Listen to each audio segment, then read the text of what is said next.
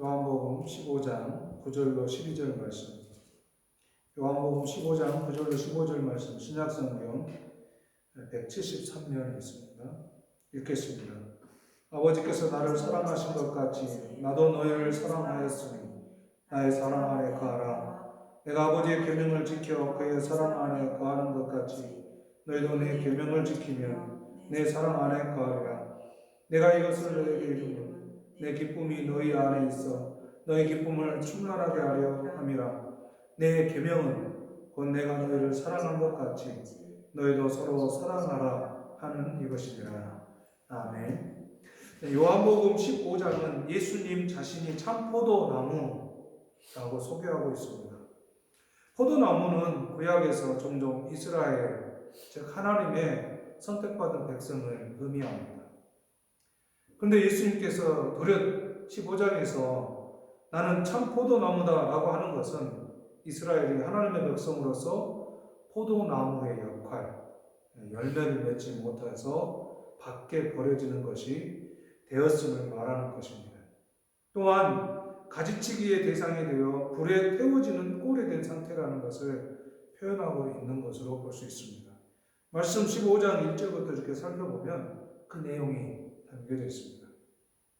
애굽에서 뽑아다가 가나안에 심은 포도나무인 이스라엘 백성이 행해야 될 것은 의와 정의의 열매를 맺어야 하는데 불의와 포악 그리고 피 흘림의 열매를 내는 가시나무와 같은 존재들이 되어버렸음을 의미하는 말입니다. 그러니 애굽에서 뽑아다가 가나안으로 심은 포도나무인 그 이스라엘 백성들이 이제는 가시나무와 같은 존재, 즉 그들이 옮겨져 갈 때에 가나안 백성들의 심판의 대상인 것처럼 그들 또한 그 심판의 대상과 다르지 않은 모습으로 가나안에서 살고 있는 것을 본 것이죠. 그래서 예수님은 그런 백성들을 향해서 내가 참 포도나무다 이렇게 말씀합니다. 이런 세상으로 오신 예수님이 참 포도나무, 참 포도나무이신 예수님, 이 포도나무의 열매를 맺는 것은 포도나무에 그냥 붙어 있으면 열매를 맺는다고 말씀하여 주십니다. 우리가 잘 아는 것처럼 나무의 열매는 가지에서 붙어 있지만 그 가지에 붙어 있는 나무의 열매는 결국 나무에 붙어서 있을 때 저절로 열매를 맺게 됩니다. 예수님은 제자들에게 그런 의미에서 내 안에 거하라 라는 말씀과 함께 가지가 나무에 붙어 있으면 저절로 열매를 맺게 될 것이다 라고 말씀해 줍니다. 그냥 자연의 이치 아닙니까? 당연한 자연의 이치인데 예수님은 나는 참 포도나무이고 너희는 나의 가지다. 내 안에 붙어 있으면 너희들이 애쓰고 수고하고 열정을 들이고 헌신을 하고 모든 온갖 노력을 다 들였다고 해서 열매를 맺는 게 아니라 내 안에 붙어 있으면 자연스레 저절로 열매를 맺게 된다. 이렇게 말씀하여 주십니다. 예수님께 붙어 있으면 예수라는 이 나무의 진액을 받아들이며 열매를 맺게 되는 것이죠. 그 열매가 어떤 열매라고 볼 수 있겠습니까? 예수의 진액을 받았으니 예수의 열매가 돼야 되지 않겠습니까? 예수님께 붙어 있고 머물러 있는 삶이 제자들에게 요구되고 있다는 말씀입니다. 바로 이 예수님의 제자들은 예수님께 붙어 있는 것, 머물러 있는 것, 그 안에 들어가 있는 것, 근데 그것을 예수님께서 제자들에게 요구하셨습니다. 제자들이 제자됨을 나타내는 것은 서로 사랑하는 것이다 라고 이미 13장에서 요한복음 13장에서 말씀해 주셨고 14장에서는 성령의 임재로 예수님의 사랑에 거하는 장소가 되어진 제자들의 모습이라고 우리 분명하게 말씀해 주셨습니다. 그래서 예수님을 따라가는 제자들뿐만 아니라 당시의 요한 공동체 그리고 이 말씀을 나누고 있는 우리들에게도 동일하게 예수님의 사랑이 거하는 장소로서 보내 라고 말씀을 드렸습니다. 예수님께부터 맺어지는 열매는 다름 아닌 사랑이라고 할 수 있습니다. 세상이 말하는 그런 사랑이 아니라 예수님이 보여주시고 말씀하신 그 사랑을 말씀하신다. 이렇게 말씀드릴 수 있습니다. 예수님의 사랑 안에 거하는 것, 머무르는 것, 남아있는 것을 어떻게 나타낼 수 있을까요? 이 머무르다, 남아있다, 거하다라는 이 말씀은 요한복음 4장 2절, 23절에 나오는 거할 곳, 지난주에 말씀드렸던 모네라는 이 단어의 동사형입니다. 그러니까 머무르다, 남아있다, 거하다라는 것은 지금 그 살아있는 나무에 붙어서 그 붙어있는 나무가 살아 움직이는 것과 같다는 것을 설명한다. 이렇게 말씀드릴 수 있겠죠. 그래서 이 예수님이 붙어서 사랑 안에 거하고 그 사랑의 열매를 맺고자 하는 마음, 예수님의 사랑 안에 머물러 있는 것, 그리고 어떻게 하면 그 사랑 안에서 열매를 맺을까 고민하는 것, 이것이 바로 사랑 안에 머무는 것이 될 것이라고 보여집니다. 예수님의 사랑이 머무는 곳으로서 서로 사랑하라고 말씀하셨습니다. 예수님의 사랑에 머무는 것은 사랑과 섬김으로 나타낼 수 있을 것입니다. 사랑과 섬김은 기독교를 표현하는 단어라고 할 수 있습니다. 사랑의 의미를 넣은 교회의 명칭, 그리고 섬김의 의미를 새긴 교회의 이름은 아름다운 교회를 담아내는 명칭이라고 할 수 있습니다. 그런데 교회의 이름에만 그친다면 그런 의미가 더 있겠습니까? 사랑과 섬김은 교회의 표지와 같은 것이 되는 것입니다. 그래서 사랑하고 섬기는 것은 교회와 신자들이 열정과 헌신으로 나타내어 드러내고 있는 것이 교회의 해질입니다. 우리가 교회를 보면 얼마나 이 사랑과 섬김을 하기 위해서 열정을 드러내고 헌신하며 있는지 모릅니다. 그런데 사랑과 섬김이 열정과 헌신으로 드러내는 것으로 온전할 것인가는 약간은 의문이 있습니다. 없는 것보다는 나으리라는 생각이 들긴 하지만 그렇다고 모든 것을 동의할 수 있다는 것은 아니라는 것입니다. 또 다른 문제가 있다는 것이죠. 사랑과 섬김이 개인을 드러내고 교회를 나타내는 중요한 행위임에는 분명하지만 그것이 온전한 참 포도나무의 열매일 것인가는 생각해 봐야 합니다. 여기서 참 포도나무의 열매라는 건 뭡니까?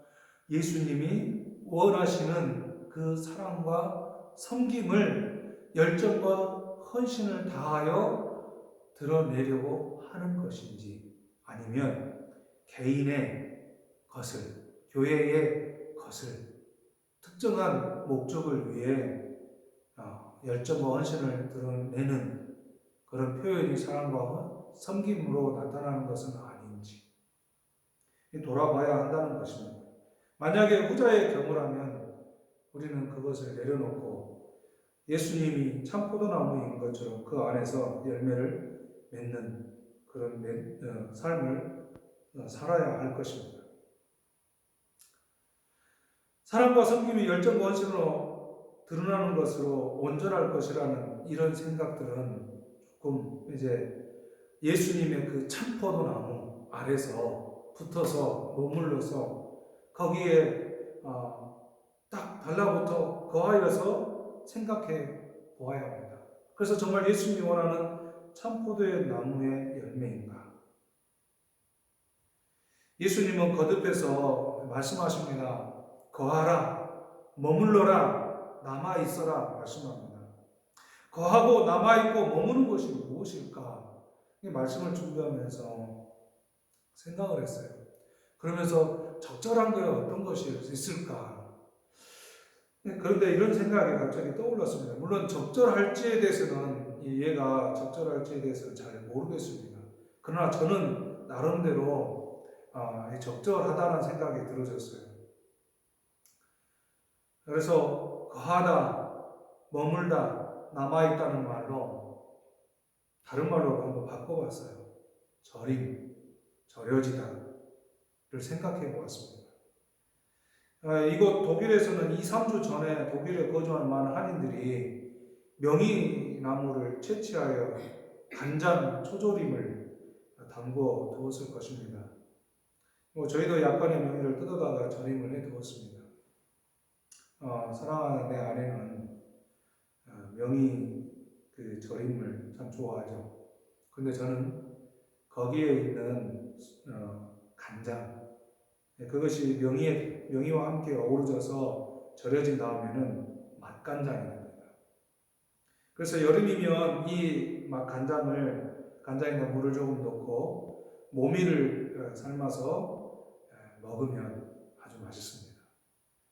그리고 맛간장으로 애들 돈가스를 해주면 애들도 아주 좋아합니다. 제가 음식 이야기를 하려고 하는 것이 아닙니다. 절임을 설명하고자 하는 것이죠. 절임에 들어가는 원재료는 절이는 소스의 맛을 일정 기간이 지나면 저절로 담아내어 환상의 맛을 감칠맛 나는 맛으로 탈바꿈합니다. 명이 자체로서 맛이 있지만 매운맛이 거슬리는 사람들도 있기 마련이잖아요. 그런데 이렇게 잘 어우러지는 이 소스와 일정 기간을 잘 절여지고 나면 그 명이나물이 얼마나 맛있는지 모릅니다. 잘 절여진 명이에 먹어보면 명이 자체의 고유한 맛과 그리고 거기에 함께 어우러졌던 이 간장, 절임의 그 맛이 어울려져서 얼마나 담백하고 맛있는지 모릅니다. 어떻습니까? 약간 침이 고이고 식욕이 돋워지는 것이 느껴집니까? 저는 그래서 그 말씀을 생각한 거예요. 예수님과 내가 함께 절여지는 삶. 그건 어떨까? 이게 마치 포도나무에 가지가 붙어 있는 것과 같은, 그래서 저절로 열매를 맺는 것 같은 그런 생각이 들어졌어요. 왜냐하면 나라는 고유한 존재가 있습니다. 나라는 고유한 존재를 하나님 이 땅에 보내셨죠. 그리고 이 땅에 나라는 존재로서는 영원한 삶을 누릴 수가 없습니다. 행복할 수가 없습니다. 그래서 하나님께서 예수님을 보내주셨죠. 그래서 예수님이 흘리신 보혈의 피로 우리를 적셔 주신 거예요. 우리는 이미 예수 그리스도로 절임 받고 있는 겁니다. 근데 이 예수님과 함께 절임 받고 일정한 기간이 지나면 거기에 예수님과 함께 머물러 있으면 절여지는 게 그러잖아요. 머물러 있는 거잖아요. 거기에 거하는 거잖아요. 거기 붙어 있는 거잖아요. 사실은 녹아져 들어 있는 거잖아요. 그러고 나서 일정 기간이 지나고 나면 나의 고유한 모습이 드러나긴 하지만 그러잖아요. 하나님 나를 만드실 때 나만의 고유함을 분명히 드러내려고 하시는 거잖아요. 그런데 거기에서 예수님이 절여진 그 예수님의 맛이 같이 어우러져 나온다는 것입니다. 적절합니까? 저는 그렇게 믿어졌어요. 그래서 예수님께 절여진 인생. 그래서 제가 처음에 말씀의 제목을 이렇게 잡으려고 했어요. 예수님께 절여진 인생. 그러다가 예수님의 사랑 안에 머물다. 가로 열고 닫고 절여지다. 이렇게 했습니다. 말씀을 맺겠습니다. 저는 예수님의 사랑 안에 거하는 것, 머무는 것, 남아있는 것을 이 절임으로 이해해 보고자 했습니다. 예수님 사랑 안에 머물러 있다면 거하여 함께 살다 보면 버티며 견디어 남아있는 존재가 예수님이라는 이 사랑의 소스 한가득 담아내어 나라고 하는 고유한 존재와 잘 어울려져서 감칠맛, 서로 사랑이라는 주님의 말씀, 서로 사랑하라는 주님의 말씀을 실천해내는 내 인생이 되는 것이 아닐까요? 나라는 고유의 존재와 예수님의 사랑이 잘 어우러지는 그때까지 거하고 머물고 남아서 절여져서 그 기다림의 끝에 하나님이 인정하시는 열매, 예수님을 보내셔서 이루고자 하셨던 그 열매로 드러나는 삶이기를 소망합니다. 예수님의 사랑에 거하고 머물고 남아있어 그 끝에 나타날 것. 요한복음 15장 12절 기록합니다. 15장 12절 읽겠습니다. 내 계명은 곧 내가 너희를 사랑한 것 같이 너희도 서로 사랑하라 하는 이것입니다. 예수님이 사랑한 것 같이 그 사랑이 나에게 전해진 그 사랑의 표현이 나타나기를 주의 이름으로 축복합니다. 기도하겠습니다. 예수님은 참 포도나무, 너희는 가지라고 말씀합니다. 예수님께 붙어 있으면, 머물러 있으면, 그 안에 거하면 저절로 그 열매를 맺는다고 말씀하십니다. 나라는 이 고유한 존재 안에 예수님의 그 사랑의 소스로 절여주셔서 나로 그 고유한 모습을 드러낼지라도 예수님의 그 사랑이 함께 어우러져 정말 귀한 맛을 내는 예수님의 사랑의 열매가 되는 삶이 되게 하여 주옵소서. 지금은 우리 주님 예수 그리스도의 구속의 은혜와 하나님 아버지의 사랑하심과 성령님의 역사하시고 깨닫게 하시는 그 은혜가 이제 예수님 안에 거하여 머물러 있으므로 저절로 열매 맺는 그 자리까지 나아가길 원하는 모든 하나님의 자녀들 가운데 함께 계시기를 간절히 축원하옵나이다. 아멘.